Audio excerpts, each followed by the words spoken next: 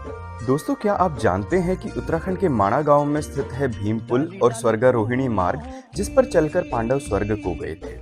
और इसी मार्ग में 5 किलोमीटर ऊपर स्थित है वसुधरा फॉल्स, जिसमें पानी 145 मीटर की क्लिफ से गिरता है। माणा आने के लिए आप पहले ऋषिकेश से बस या टैक्सी लेकर बद्रीनाथ आइए और फिर वहां से 4 किलोमीटर ऊपर। प्राचीन समय में ये माना जाता था कि इसका पानी सिर्फ उन्हीं लोगों पर गिरता है जिन्होंने कभी पाप नहीं किए। और क्योंकि इसके पानी में बहुत सारे मिनरल्स मिले हुए होते हैं और हजारों जड़ी बूटियों से होकर गुजरता है, ये आपके शरीर की भी बीमारियों को दूर कर सकता है। तो जिंदगी में एक बार तो वसुधरा फॉल्स आना बनता है।